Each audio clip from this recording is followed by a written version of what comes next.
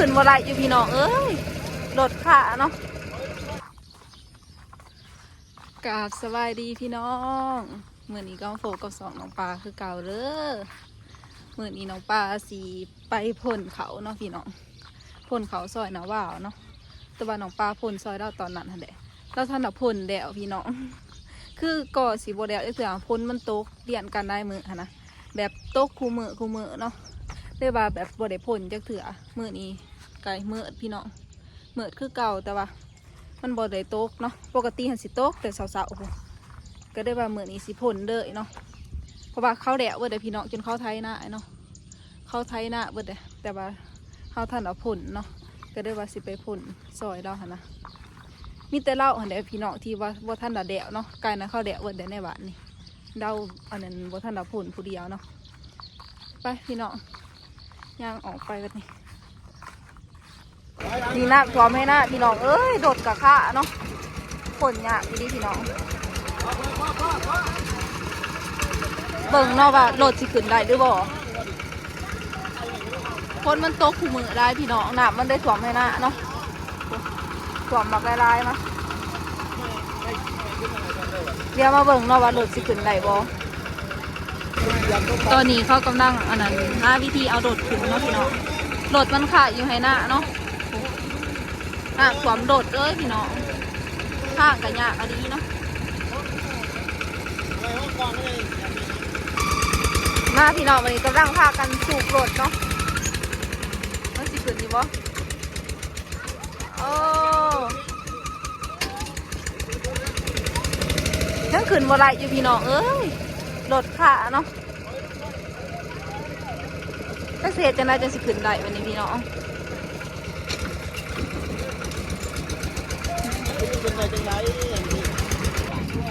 ผูพี่น้องเอ้ยหนักสองให้นะเนาะมันตกคู่มือหลาย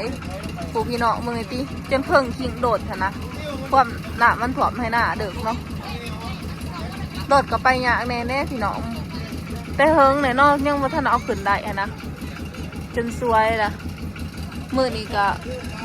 รู้สึกว่ามีแสงสว่างแน่พี่น้องปกติแบบบาซิมือก็นี้ซ้ำนี้ปกติกับพ้นโต๊ะเลยพี่น้องแต่ว่ามือนี้ค่ะก็แค่แน่เนาะ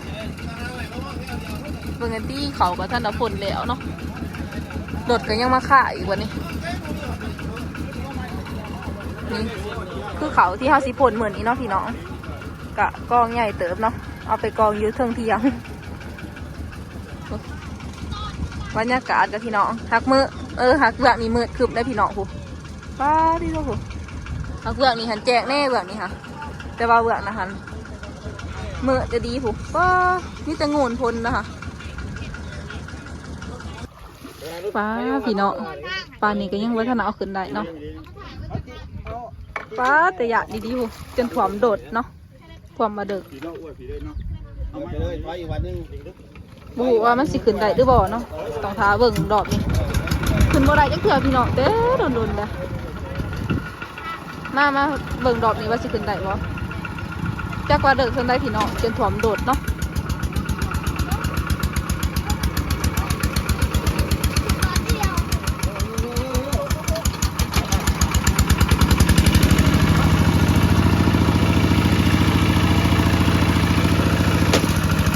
มาดุนกันพี่น้องสิขึ้นได้บ่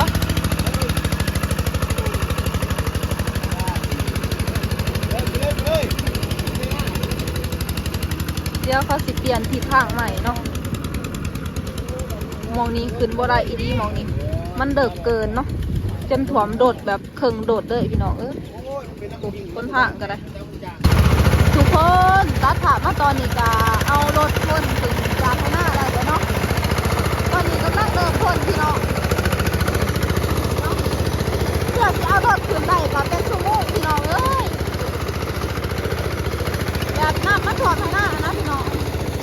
เดี๋ยวเราสิไปพ่นกันเด้อบัดนี้ทางแล้วเนาะก็ตัดผ่ามาตอนนี้เขากลับขึ้นมาเทิงเทียงเลยเนาะเขาสีเอาเขาไปใส่รถพ่นเนาะแล้วกองเขาไว้อยู่เทียงพี่น้องได้ส่งขึ้นมาเนี่ยดิ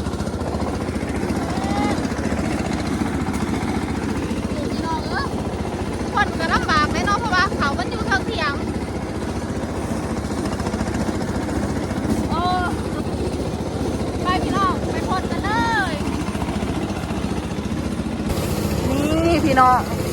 เขาสีอันนั้นพ้นต่อกันเนี่ยนี่เนาะรถพ่นกับญี่ปุ่นเด้อพี่น้องยี่ดุมกูแบบว่าอันนั้นเขากองอยู่ท้องเถียงเนาะเขาเลยต้องแบบว่าพ้นเนี่ยนี่เนาะมันพ้นยากเนี่ยพี่น้องเพราะว่าอันนั้นแบบว่าปอดกองหันน้ำถ่วมเนาะก็ได้บริกองใส่ให้หน้าก็ได้ต้องกองอยู่ท้องเถียงพี่น้องเอ้ยพ้นกับยากแบบว่ามันโยนยากกันนะพี่น้องต้องแบบโยนต่อกันเนี่ยนี่แบบส่งต่อกันเนาะให้คนหนึ่งหันยืนไปใส่โดดพ่นเนาะเพราะว่าน้ำก็ตัวให้หน้าบาสิกองใส่ให้หน้าก็ได้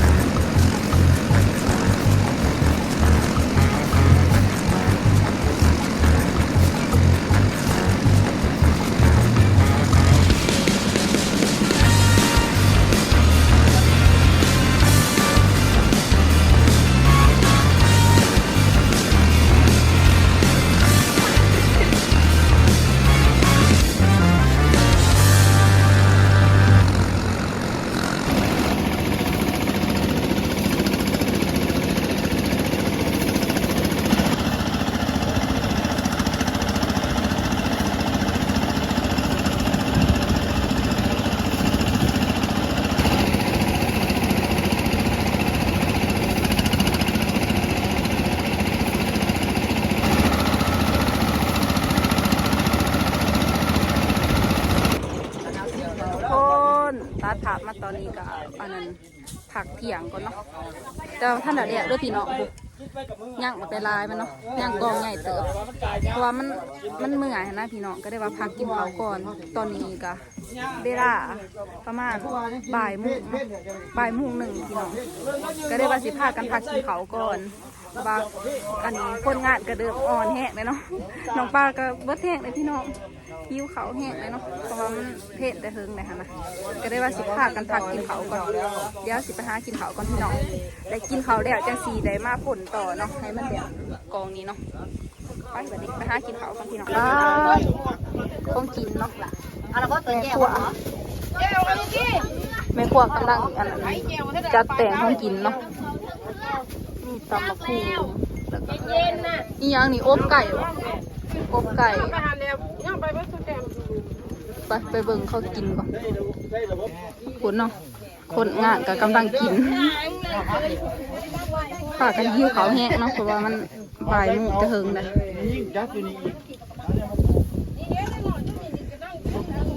ฝากกันหิ้วเขาแห้งพี่น้องจะแสบเนาะเด็กๆเมื่อยบ่เด็กๆเมื่อยบ่เท่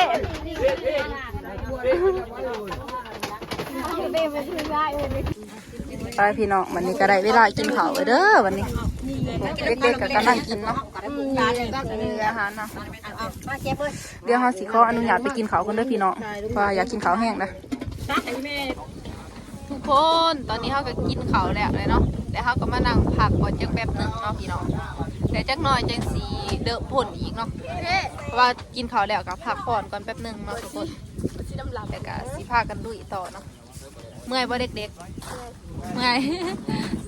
ไว้อยู่วะนี่เดี๋ยวอีกกองหนึ่งในหน่อยไว้อยู่วะไว้ก็ต้องไว้เนาะเด็กๆกับมาซอยตลอดนะพี่น้องไปจังน้อยเขาก็สิได้เดินลุยต่อเดี๋ยวแป๊บเดียวมาทุกคนมาดีกันเริ่มรอบที่สองเลยเนาะเราพากันลุยเลยพี่น้องข่าวแล้วเนาะไปทุกคนบาดีการที่เริ่มกองที่สองเลยเด้อบาดีหลังจากที่เขากินข้าวแล้วแล้วก็นั่งพักแป๊บหนึ่งเนาะพี่น้องแล้วก็มาเริ่มต่อกองที่สองกันเลยมาเริ่มต่อรอบที่สองพี่น้องลงมากองที่สองเนาะแต่ยังเหลืออีกหลายเติบพี่น้องไปพากันอะไรแจ้งข่าวเลยแต่วันนี้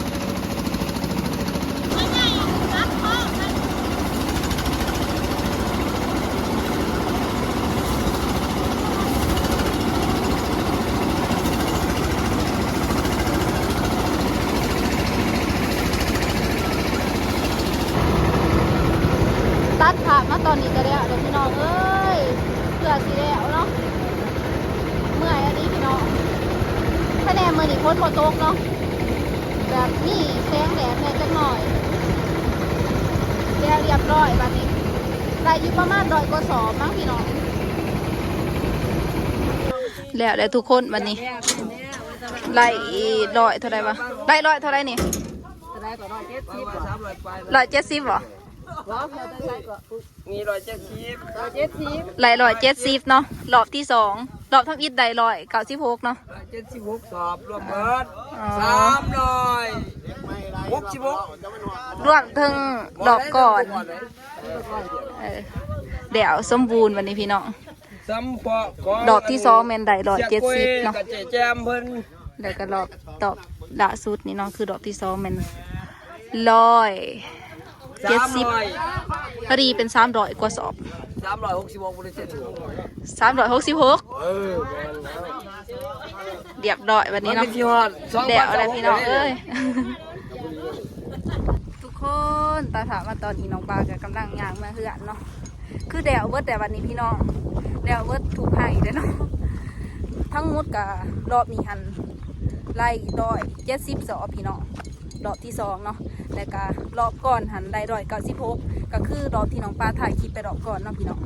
ที่ว่าได้196สอบเนาะบัดนี้รอบปัจจุบันนี้ก็คือรอบที่2เนาะได้ไป170สอบรวมเบิดของหน้าเราบ่าวนี่เราได้ไป366สอบเนาะรวมถึงรอบที่1แล้วก็รอบที่2เนาะพี่น้องคือว่าเราก็ได้หลายเติบเนาะก็ได้หลายเห็นได้พี่น้องเนาะ366สอบนะเพราะว่าเราก็เฮ็ดหลายเติบพี่น้องก็เฮ็ดได้เห็นได้เนาะเพื่อสีแดวนะแดวน้ำดังหมู่แบบคนอื่นเขาแดวเบิดเลยนะเดือแต่เราแดวน้ำดังเนาะเพราะว่าเราเฮ็ดได้นะสำหรับคลิปนี้ก็สิจบเนี่ยสนิเด้อพี่น้องฝากเป็นกำลังใจให้น้องปลานี่เด้อในคลิปต่อไปสำหรับคลิปนี้ก็สิจบเนี่ยสนิเจอกันใหม่คลิปหน้าพี่น้องบ๊ายบาย